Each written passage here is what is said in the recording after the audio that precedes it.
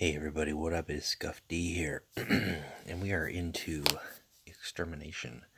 So, what we're going to be talking about today is the new set, mainly the changes that have come with the new set, or I should say, I guess, new modes, new updates, new announcements that were made recently on the Discord channel. I'm just going to kind of read through them and kind of go through how they've impacted the game, what they mean. Are they looking to be long-term effects, short-term effects? We'll see. So earlier, yesterday, this is day 2 basically. This challenge box here, highlighted down there in the corner, this is new. This is a new work that they've added. So in addition to the free crates that are now just that are remaining the same in the game, the daily challenge gives you a challenge to do in the day. You get the whole day to do it, and then if you meet that challenge, depending on what tier level you get. For instance, this one I had was win playing as few tactics as possible. Now, these challenges are different for players. They're not the same challenge every day for everybody. They're not the same challenge every day for the same person. The one I had yesterday was win playing as many tactics as possible, or play 5 tactics, 10 tactics, and then the top tier level was 25 tactics in a game. So you kind of have to figure out, you have to make a deck, you have to figure out how you're going to do that. So the one I did yesterday, I built a caliber hull and played, came pretty close with like 23, and then I faced a bot, and then I just went on it and went 33 tactics, just spamming mechanites, almost too much. I had some changers out there, so that was almost going to cost me the early victory, so I had to stop doing that and burn those guys off. But just a different way to play the game. This deck here, I didn't use Caliber Hall to do this one, but when playing as few tactics as possible, I actually built an Erlin deck and just used his ability. He actually works well for a couple of challenges that are out there. There's one challenge I've seen that I think is win using your using as few what's the word? As few tactics as possible, which is this one I've got here. When using your warlord as least as possible, or using your warlord to attack as few times as possible.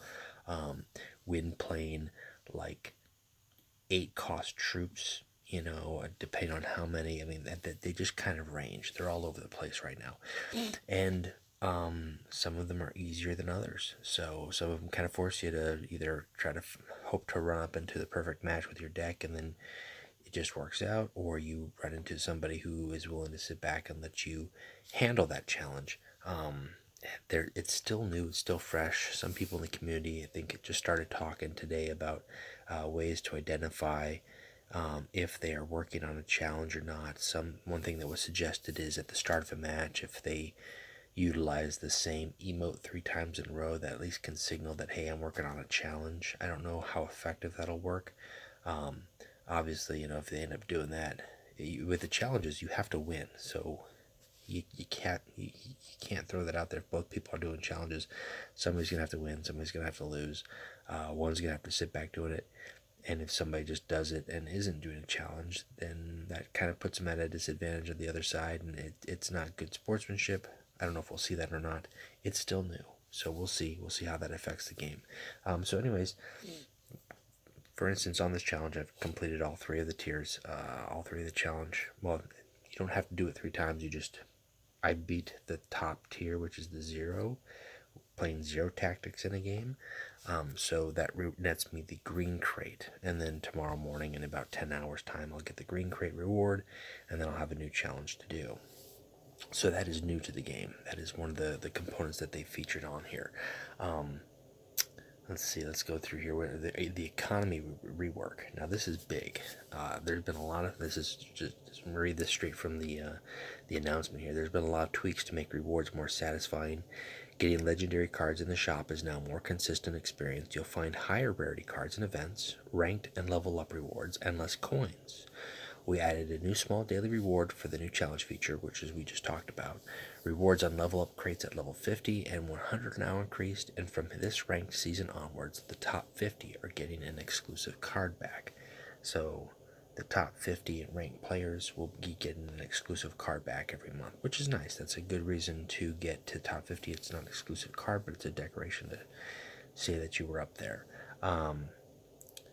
The improvement in terms of getting the legendary cards, we kind of covered that a little bit when I was doing the crate opening. It seems to be in place with as far as like the counter, the hidden counter to keep track and have a guaranteed rarity.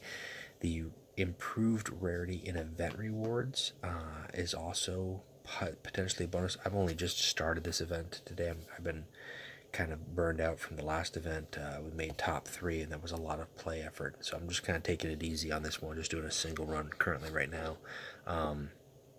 So I haven't gotten a reward to see what the rarity level is like. But that's a good feature for newer players, in terms of getting new cards, getting higher level cards, as opposed to just getting a crate with more commons that they probably already have.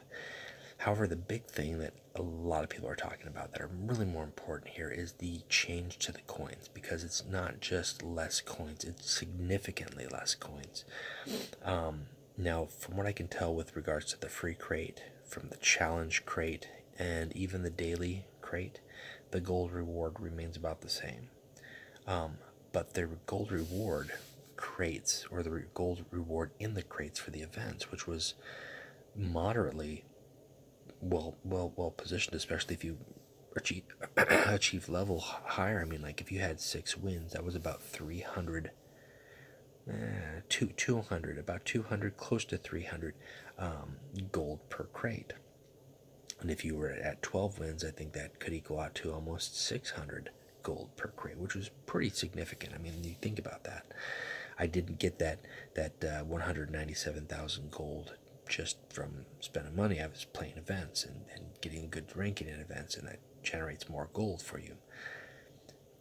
Where they are standing now, what people are finding out is that the gold has been cut down by like 75 to 90% in terms of what is rewarded. So what once was a 300 gold reward is now, I don't know, 20 to 30 gold. I mean, it's that significantly less. And if you think about that, that's really gonna reduce the amount of ability for players to stockpile. Now, it's hard to balance between new players wanting gold and old players wanting to start stockpile gold for the next expansion already, because we're already into it. But it's also important for the economy of the game. So it's a fine line. It's really tough. I don't know if the change that they've done will stick around as it is right now. I think the change that they've done to the gold is massive, and I think it needs to be scaled back a little bit. I think, personally, I would have been fine with a 50% reduction. I don't know if everybody across the board would be. You've got to reduce the gold to stimulate actual money being spent on the game. That's fine. You're telling me that right now, and we covered this in the original way back when my first walkthrough, as far as best way to make money to get gold in the game and play the game at max value. Well, that's currently, that is on hiatus. That's suspended because that's not the same case. For $4.99, I'm getting 500 gold now, which is really, when you think about it, that is more than the equivalent of a single 12-win run in an event, which takes a lot of effort. That's a lot of time and effort. And yeah, you're playing 12 games, 12 to 15 games, but now the reward, it's shifted dramatically. So now I can pay $5 right off the bat and get more than I would have gotten from chugging in 12 times, let's just say on average 4 minutes a game, almost an hour worth of constant gameplay. And that's just the cheapest. That's just the cheapest buy-in. Obviously, they scale up significantly more so from that. Again, I think it's too much, and I don't think I'm alone in that. I think a lot of people, would like to see that shift to some degree. You're always going to have people who are going to want to stockpile gold, and if we've got the cards that we need, then there's no reason to spend it. Then that's what it's there for. But to eliminate the ability to stockpile at a decent rate, even, is really pretty strong, and it's really going to affect when they have those new Legion crates come out and nobody buys them, or is what they want people to go right to the money and and then pay $20 and then buy 2,500 gold. But that's only 12 Legion crates. That's only 12 Legion crates. It's not even within that 20 crate range to guarantee one legendary. So the economy has changed, and I don't think it's fixed. I don't think it's at a good spot. I think it does need to continue to be changed. I think they need to look at that. While it's great that they've improved the rarity of rewards for cards, and that's part of it, especially for players who didn't have enough gold to buy 130 plus event crates. Okay, that's I get that, but there's a fine line between cutting that so much so that those players are happy, and the players who have stockpiled, who have played into the game all these months for the time being, now have a significantly less incentive to play the events, which were for the most part the biggest part. There was rewards to those for the lodge. So now what does the reward shift to? Does it shift from event play as far as a lodge goes to solo play in the ladder? Because currently there still is, while there is top ranked lodge rankings, there's no rewards there for top ranked lodge in ladder. So now there's an exclusive reward here, even though it's just a card back. And is the gold reward better at the end of the season? We'll have to find out. We've got a couple weeks to find out as far as how that works. I did notice, and I believe, I don't know if I've got a screenshot here. Let's go into gallery. Screenshots. So this is my top 3 reward crate, 300 gold. Now, I'm not 100% certain that those changes didn't go into effect on this crate. 300 gold for top 3. I don't have a previous picture from before, but I do believe that my last top 3 reward crate was like 500 or 800. I believe 1,000 is for spot number 1. And I believe, or it used to be for spot number 1. So have these reward crates changed? Has the top 3... Oh, look, getting a close-up of Kurz there. Has the top 3 reward crates changed? I don't know. We'll have to find out by the end of this event if that has affected those rewards as well. So look to see more, because I think the player bases are going to be vocal about this. I think they already are. I think this is something that they need to look into. It's nice that they've changed it, but I think they've swung way too far one way for the change to be a positive change. I think there's a better middle ground. And like I said, even if they cut it 50% on that, that's fine. That's fine. It's still adequate enough to generate a reward for play. People can buy tickets. You're telling me that I can buy... Let's go back into the shop here. I can buy tickets for $2 more and play 10 games, and that's not going to generate me enough gold for $5? Then why am I buying tickets? Why don't I just buy the gold? Because, if I spend it 10 times and I get... it doesn't make sense. It's too much. It's too off balance. I don't know where they came up with these figures, if they just kind of went with that and they didn't realize how massive of a cut that was, or how that's affecting people, or how that works out between just even, dollars spent to gold versus tickets. Or is that what they were looking for? What was the motivation on that? So we'll see. Let's take a look at some of the other changes here that they've had. Shop crates. So the way to determine whether a crate includes a legendary card, the odds remain 1 in 20, which was what we talked about. However, instead of always remaining the same, they now increase with every crate you open since the last one, until you reach 30 crates, at which point you'll be guaranteed to find a legendary card. And as far as we know from the last from my crate video that just opened up there with all those crates. That is in effect. So event rewards, both the individual and lodge rewards, now have more cards with higher guaranteed rarity and fewer coins. So it's already confirmed with regards to that. As far as the lodge rewards, will definitely have the fewer coins. For example, now the event prize for 0 victories has at least 1 rare card, 8 victories has 1 epic, and the 12 victories crate has at least 2 epics, an epic cosmetic, and 1 ticket. The overall value is slightly higher for all crates. So as far as getting the cards go, or having the cosmetics go, that's a bonus. But again, the gold cut is very, very, very, very sharp. Ranked rewards. The rewards for all divisions have also been tweaked to include higher value cards and fewer coins. So here we go. So then we are talking about fewer coins in the ranked rewards.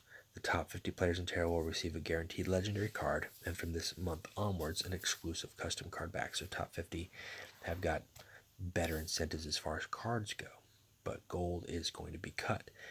Are we going to see those top 50 players getting only 200 gold, enough for 2 crates or one Legion crate?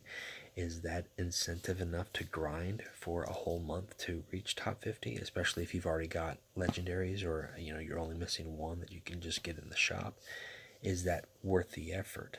While it's nice to have an exclusive cosmetic, to show off that you've made it there, really, is that too? Is the gold cuts going to be too much where people are not going to be happy with it? And I think really honestly, so far the answer is yes. So level up rewards. Level rewards for reaching 50 and 100 have increased, and all the level up rewards have also been edited to include higher value cards and fewer coins. Now I just reached level 74 yesterday, and I can confirm that there was nothing spectacular in the crate, but the gold was not any. It really wasn't anything different. It wasn't great.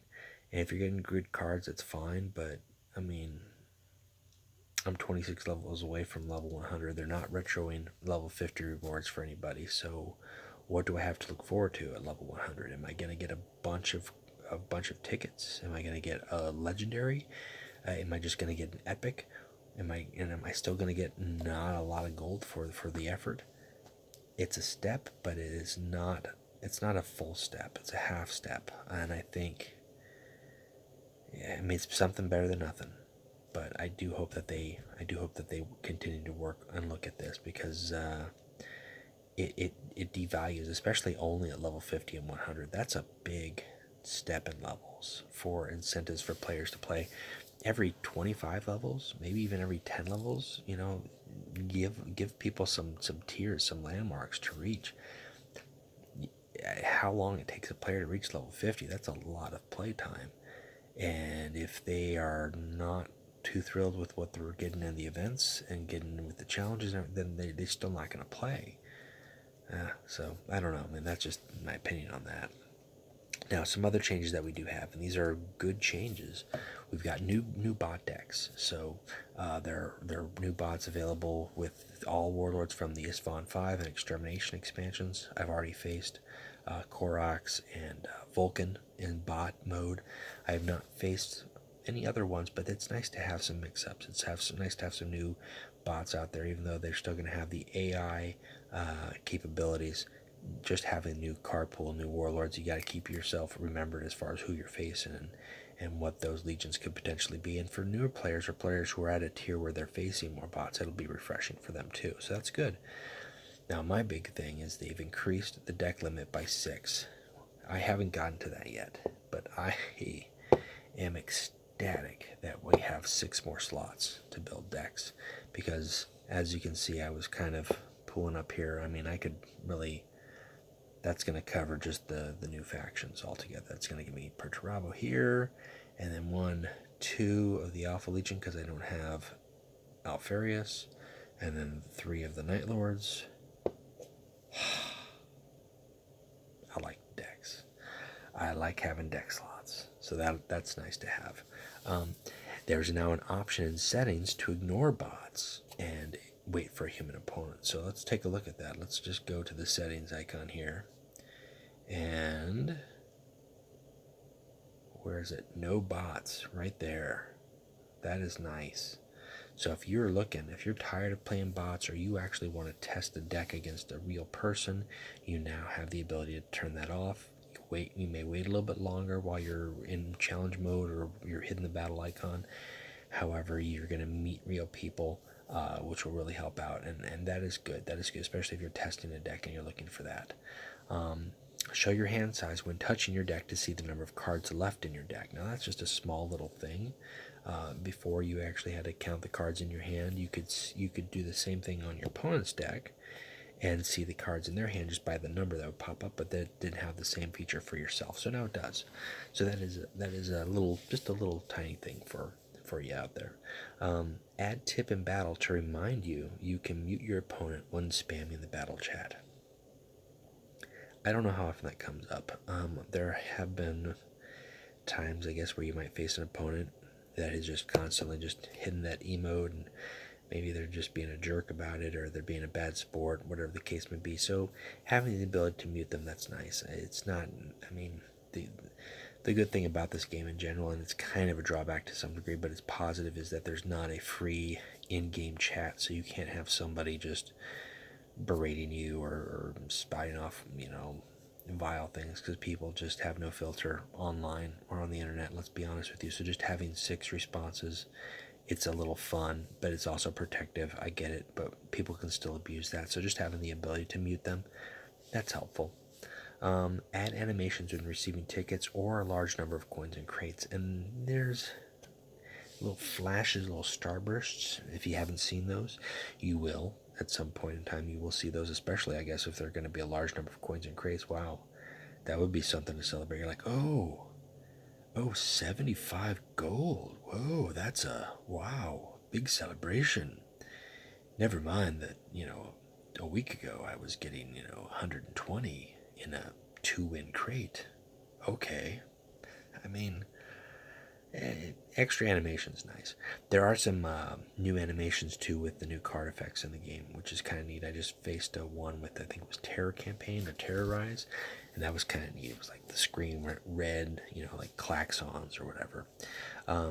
Fixed temporary stealth, removing normal stealth when it expires. So there was I think it was on the Night Lord side, where you could play a tactic that gave everybody stealth until the end of turn, but if a unit was already stealthed, they lost their already inherent stealth even if they didn't attack.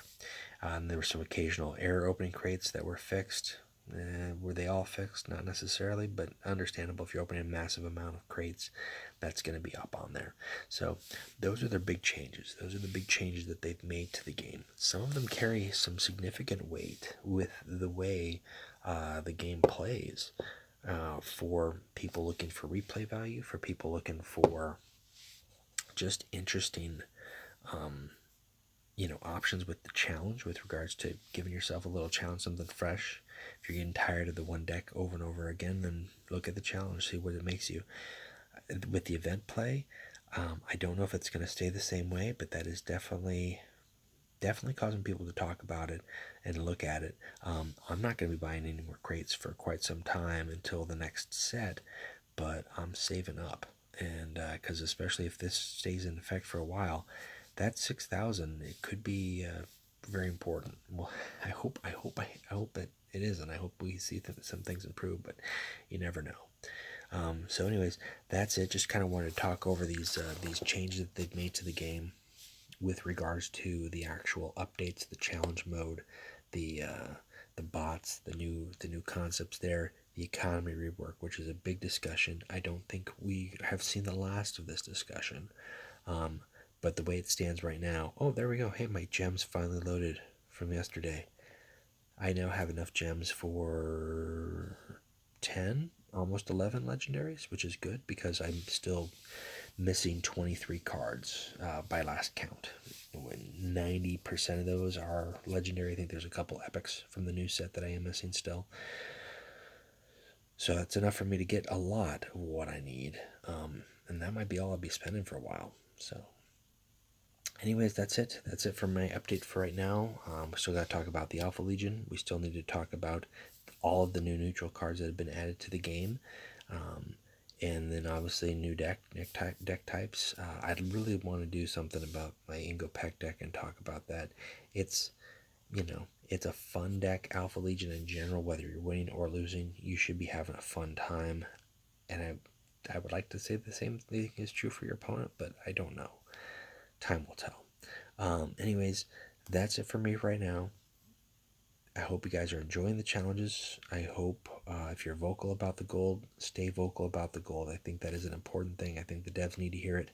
I think they need to take a step back just a bit in regards to that, because that has long-term consequences. It might be on the short term with everybody who's hoarded their gold, but if we blew our load and bought all the crates that we bought, and it's going to take us, 5 months to be able to afford a good run on a Legion crate for the next set, that's not good. That's not positive. You don't want to force people to spend money. You want to make that a good option, but you don't have to make it a positive requirement. If we're rewarding more money versus play, then it becomes a bad concept for the game. That's my thoughts on it. So, anyways, not going into any more detail.